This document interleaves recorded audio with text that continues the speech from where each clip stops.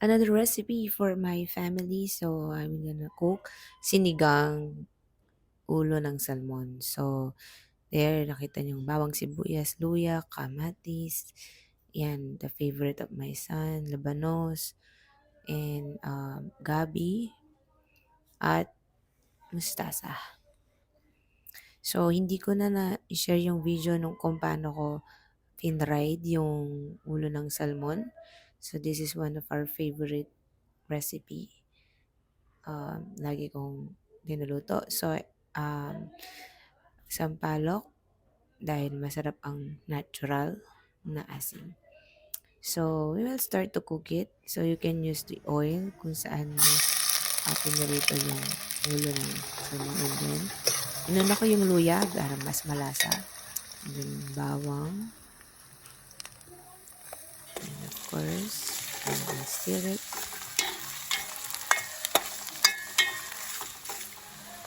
And then, sibuyas.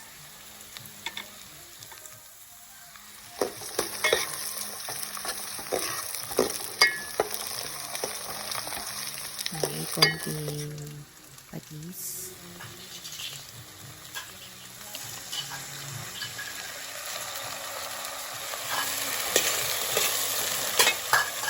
Kamatis.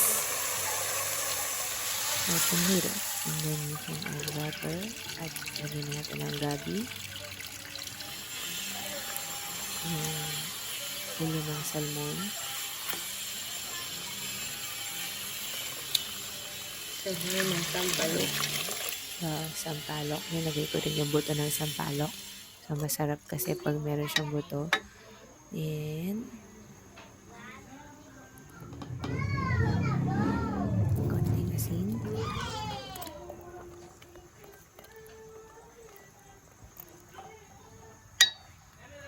And, konting magic sarap kapag fry ko na yun. And then, I put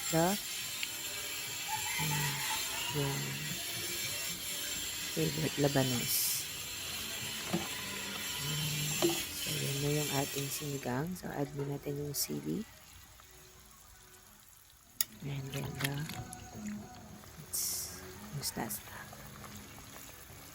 Yan, ganyan lang siya kasimple. Pero, after that, you can taste it so much sarap. And, malaki rin lang yung benefit ng mustasa. So, that's it. And, I add the malunggay because I want to be more healthy. Hindi naman siya okay lang din siya. That's it. That is our sinigang salmon head. And it's so yummy for your family. God bless.